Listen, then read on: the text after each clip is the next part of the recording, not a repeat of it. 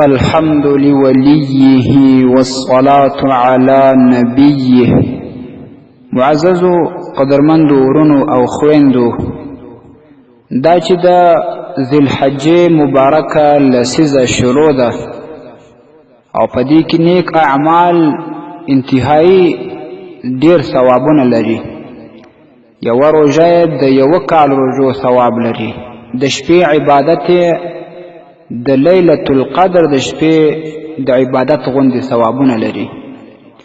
او په دې کې چې کوم نور اعمال او اذکار و د هغې متعلق مونږ بیان کړی و. نن یو مختصر ورد او یا یو عمل تاسو ته بیانوم چې هغه حضرت خواجه شیخ الاسلام معین الدین اجمیری رحمت الله تعالی علیه په خپل کتاب راحت القلوب کې راخستی. هغه لیکي چې د ذوالحجې په دغه لسیزه کې دا اوس چې شروع ده د اوله لسیزه اوله عشره چې ورته وایي، په دې کې سورة الفجر دا په آخري سپاره کې یو سورت دی. څوک دا تلاوت کې رب لا یزال باید د جهنم د اوره وساتي، نجات به ورته نصیب کړي. او بیا چې کله حضرت خواجه شیخ الاسلام اجمیری رحمه الله وفات شه، د ده یو مرید په خوب کې ولید. په خوب کې هم دا ورته ویل چې څوک د ذوالحجې په اوله لسیزه کې د سورة الفجر تلاوت کوي، رب لا یزال باید د قبر د ویری او خوف څخه محفوظ کی او نجات به ورته نصیب کی.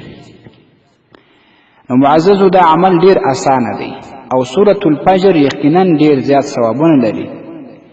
نو دغه صورت که تاسې هر وخت موقع پیدا کولی سئ، دا اوس روانې شپې او ورځې دي، په دې کې د دې سورة الفجر تلاوت کوئ. که په شپه او ورځ کې یو وار تلاوت کوئ هم، خو دغه فرصت او چانس د لاسه مه ورکوئ، د دې صورت تلاوت وکړئ. سورة الفجر د قرآن کریم نه اتیایم صورت دی، نه اتیایم په آخري سپاره کې دا صورت دی. سورة الفجر 10 آیاته دی. والسلام علیکم ورحمة الله وبرکاته. ستاسې د اسلامي پوښتنو ځوابونکی مولوي حکیم الله صابر الحنفي صاحب د پوښتنو لپاره د رابطې نمبر 002 314 و 88 440. والسلام.